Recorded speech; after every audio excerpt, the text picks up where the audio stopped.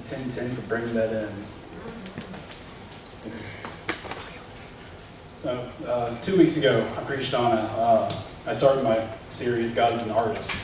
Last week I talked about how he's the potter, and how we're clay, and how he constantly molds our lives and molds us in his image, and how, just everything he created, and how how as Christians, how as people, how we resemble different types of clay, the different strengths, different weaknesses, and how what we can handle, what we're used for. Well, this week, talking about how God is a designer. As an artist, I have a little bit of a bias towards what a designer is, because I took Design 1, Design 2 different classes in college. Design, it's more of a purposeful creation. Take off my artist sort of like glasses, I guess. When I hear design, I think like design clothes, design jewelry, stuff like that. But I looked up the definition of what a designer is. Let's see if I can find it. There it is. A designer is a person who plans the form, look, or workings of something before it's being made or built, typically by drawing it in detail. For me, I think that God wanted to hear that. Because he planned everything before it was even created. From the very beginning, when there was nothing in the universe, nothing created, he planned out every little detail. And now we see in Genesis how we really think that the plan went off, with Adam and Eve messing up and the fall of man happening. But all that was still part of the plan. God took that and planned it so we could come back to him. All right. So now let's talk about the macro scale of God's creation and his design. Macro is the big image, everything, the large scale. So I'm starting off with, the universe. What better thing? To our knowledge, it's infinite because it's continually growing. We don't know the size of the universe. But God designed the whole universe in such a beautiful way that we were here. And scientists will say that, it's by a miracle. We're put here in the safe zone, the habitable zone around the sun. Our planet is in the perfect placement, to be able to have water, liquid water, but still be warm enough to where it can sustain life. God, he designed that too, the whole thing. Let's see. We have, to the best of our knowledge, found hundreds of planets in our galaxy that resemble our Earth. But at the same time, it's not our Earth, because God didn't choose in his plan to make that his place, where we, his people, his creation, the ones he molded by hand and formed by hand to be. Amen. So some people might ask, why Earth? Why here? Why us? God's the one that knows that. It's not up to us to know that. It's not part of his plan for us to know. So let's start bringing it back down, bring it down to earth. In Genesis chapter 1, it describes how God designed the earth and how he did so, step by step. So I'm going to go by step here. And I think the coolest thing is that with each creation, the thing that comes next is directly dependent on the last thing. As it goes on, it's all done in a really down-to-point, detailed plan of how things were designed. So let's start with day 1. He formed the earth. It was formless, but had water on it.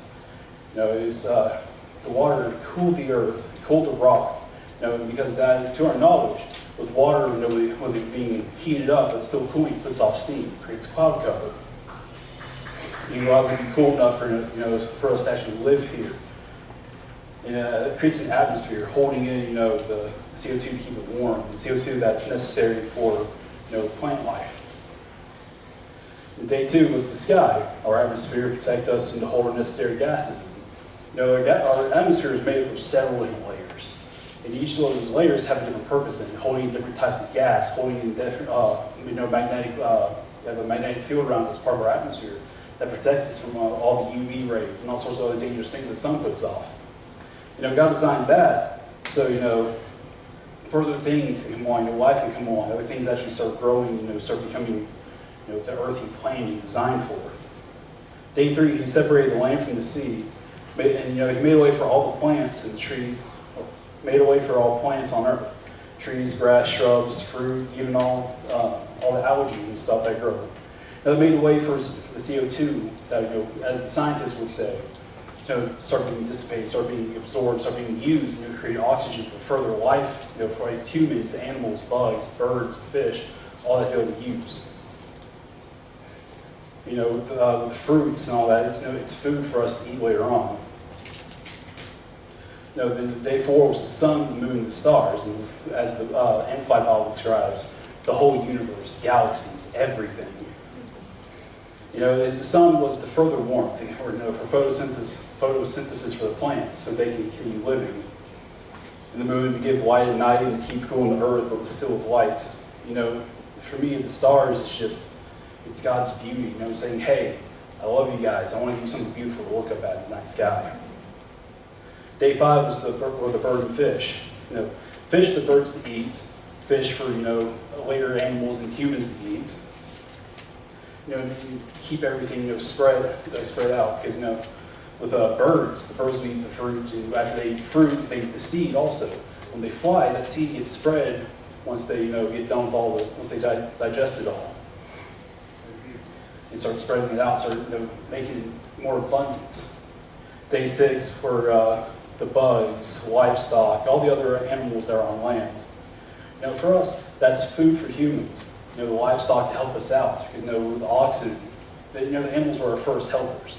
Help till the land, help grow things, help continue everything else. It's sort of our first companions almost, because we think of dogs as our man's best friends. They're great companions for us. And all of that helps also reduce the CO2, or it helps produce the CO2 in the air so more plants can breathe and start making more oxygen for us. Then on day 6 also was humans. God saved the best for last. And he made us to cultivate the earth, to rule over the earth. He gave us control of the earth and the animals and everything else here, to take care of his creation.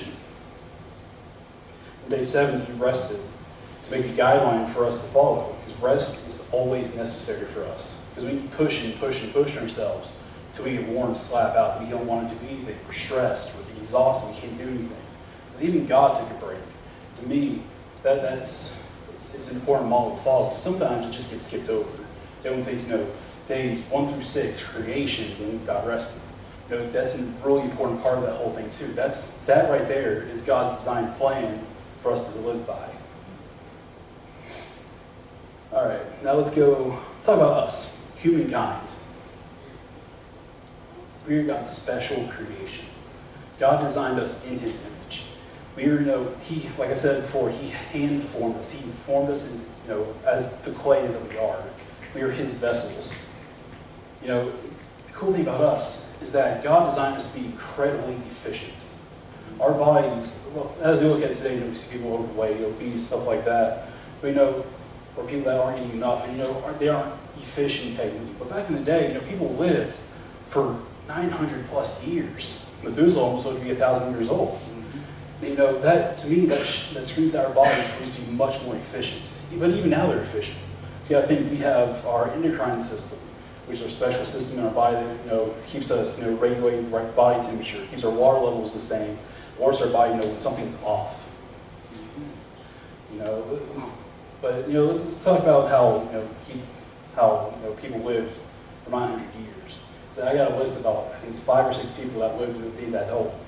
First we had Adam, Seth, Enosh, Kenan, Jared, Noah, and Methuselah. They all pretty much lived either right past 900 or well into 900 years old. And I think that's the coolest thing, that our bodies were able to handle that at one point. And after the flood, God limited it down to 120 years.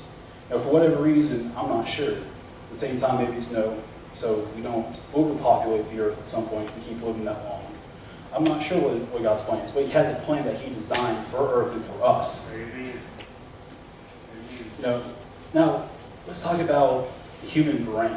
The human brain is such an impressive thing. I have a few facts here that I thought were just awesome. It only weighs about 3.3 pounds, which is just about nothing. But you got to think that it contains 86 billion neurons. Each of those neurons are connected in some sort of way going across our brain. Now, the information can travel as fast as 286 miles per hour from one synapse to the other synapse, and that's in a blink of the eye pretty much in the span of our brain. Now, each portion of our brain handles different information before sending it after it's processed. After that, our ocular cortex, which is where our eyes are connected to, and picks up all those visual things, is the back of our head. But all the information we get from there can go to our auditory systems, to keep stones to be on alert. You go to our central cortex, or frontal cortex, frontal lobe, tell us how to act based on what we see with our vision. Or we see some with our eyes, and all of a sudden we need to move, and our body pretty much reacts and we that like that. Due to the connection. You got a hot spot there. Due to the connection of our neurons in our brain, our memory. Let's talk about computer-wise. Our memory, scientists span to be about, let's say, only a couple gig. About I think it's 80 gigabytes. What they designed or said it would be like.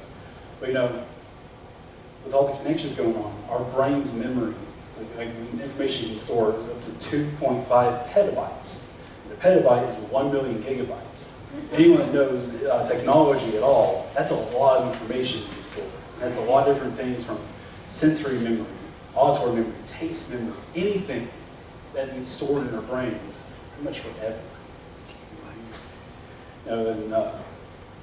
Our brain is capable of functioning faster than the best supercomputer in the world. And that supercomputer takes an entire room, probably about the size of our church. But yet, our brain, a little tiny thing about this big, still functions better than the best supercomputer. You want to know why? Because God designed it. God designed our brain to be the best, pretty much the best computer we have. Yes. Humankind can't design like God can. We think we can. We think we can design the best computer to think better than man. Or we think that we can design a robot to think like man, give it artificial intelligence, thinking that that's going to be the next way of doing things. Still, after decades of trying with our technological advances, we still can't get anywhere near emotion, get anywhere near feeling, anywhere near the nerves that we have in our bodies. Nothing compares to God's design.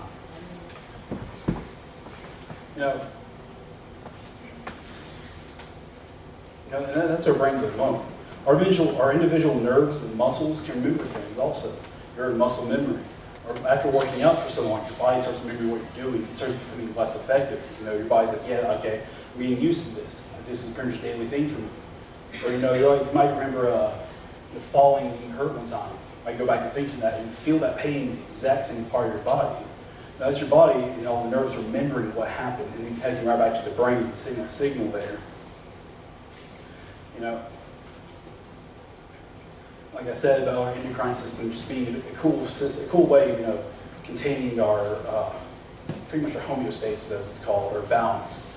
But then we have our digestive system, which efficiently digests, processes all the food and energy and all the different molecules and all that sort of stuff for us to live properly. You have the energy and all of that.